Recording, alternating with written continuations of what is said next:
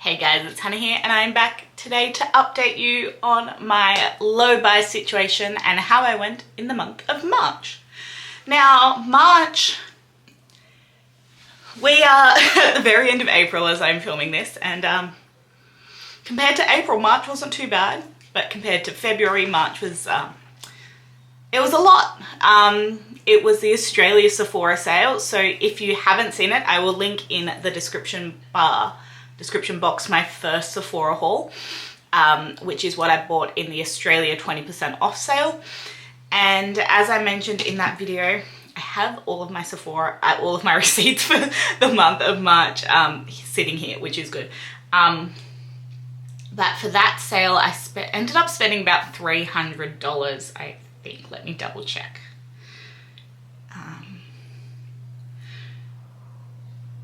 Let me double check. So must have been $500.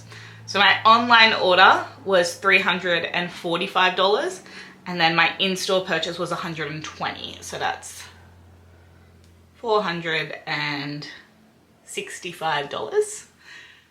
That was a lot. One of those being an item that I didn't even haul for you, which was the 10mm wedding silk santal from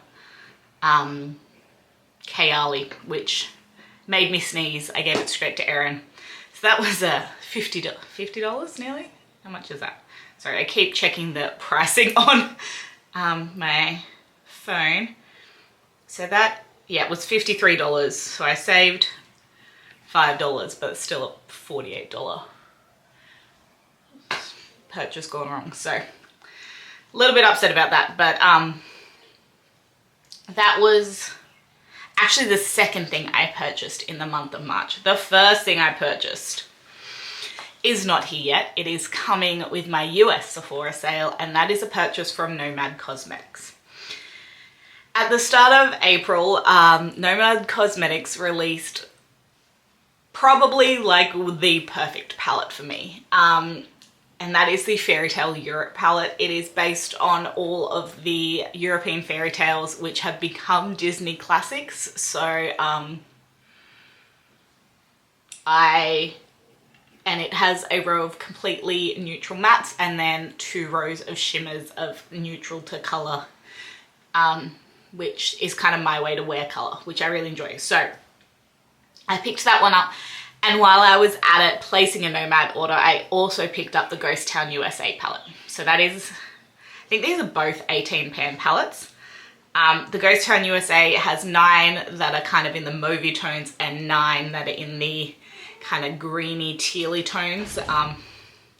And it's beautiful. I'm very excited to get my hands on both of these. I'm very excited to try Nomad Cosmetics. And they will be included in my second Sephora haul when I get that. So Fairy Tale Europe was $59. Ghost Town was $49, which took me to $108 US. I used Samantha March's discount code and got 10% off, which came to $97.20 US cents. So that came to about $160. Let me open up now I need to open up my bank to figure out how much that converted to. That converted to, let me see.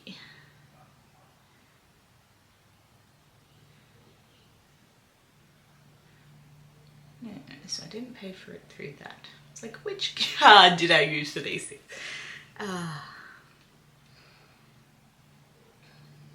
Now I have to go back to March.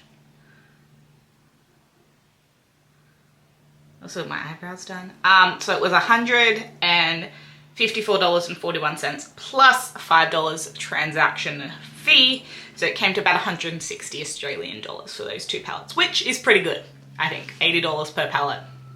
Really happy with the price of those and very excited to try those out. Got my eyebrows done. Spent lots of money on wedding things, and then the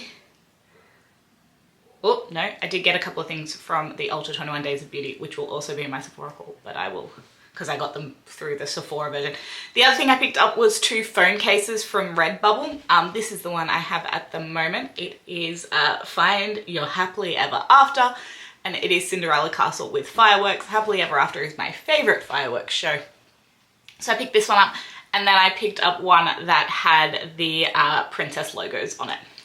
I need a new phone case, so picked up these 2. The 2 together came to 81 Australian dollars. So that is what, 160, 80, 240 plus 460 is $700. And then I did a one Sephora. Yes, I did only end up doing the one 21 Days of Beauty deal, which I picked up on Sephora, and that was 2 of the Charlotte Tilbury Mini Airbrush Flawless Setting Sprays, which came to $24 US, which came to about 35 Australian. So that is what I spent in March, compared to the 200 I spent in February. 700 and something in March was quite a bit. Have to say, it was quite a bit. And then we have April. That's a whole other... April has been school holidays, so it's always, I always find I spend more money in April. So the only things that were still on my wish list, I still want to pick up the Maybelline foundation. That is still on my radar. When that goes on sale at some point, that's still on my radar. Lots of people have been talking about it still.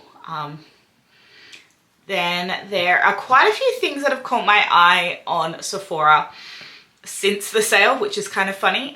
The new Dior highlighters look phenomenal. We're getting House Labs in Australia at the start of May, which is really catching my attention. I really want to try their powder cheek products. So their blush, bronzer, and highlighter. I have my eye on all of those. I'm interested in getting a sample of their foundation as well. Not just buying it, but getting a sample of it. What else? The Givenchy pressed powder. That is the other thing that has my attention as something new that I'm looking at.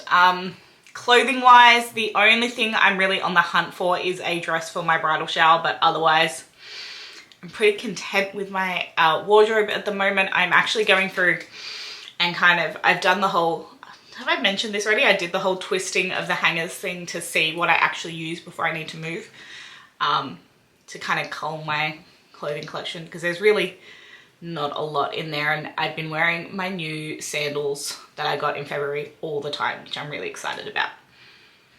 But yeah, March wasn't a great low buy month. I can give you some warning now. April's not much better, but hopefully when things are back in routine for May and June particularly, I will be able to have some more successful low buy months.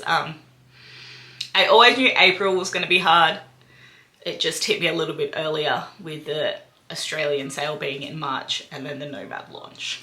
So, and then my phone case breaking. So the reason I bought the new phone cases was because my phone case did break. And while I was buying one, I thought I may as well buy 2. Don't ask me that logic. That logic doesn't make sense, but it is what it is. All right, guys, that is it for what I bought in March and my update for my low buy for the month of March. I am filming this on the 24th of April, so yeah, look, not a great month, but I will update you on that next month. Stay tuned. I'm about to film an empties, which is good because it shows me how much of my product I am actually going through. So I feel slightly better about spending as much when I am using the amount of product I am as well. So stay tuned for that. Give this video a thumbs up if you liked it. Don't forget to check out that Sephora sale video in the description box. Click subscribe to stay tuned for more. Let me know if you're on a low buy, how you're going. What have you bought this month? What are you loving? What is something that is old in your collection that you're loving? I have not been loving my makeup basket this month, honestly, so there's nothing old that I'm loving right this second, but yeah, I've been playing with some new things that I've really been enjoying, so that's good. I will see you guys in my next video.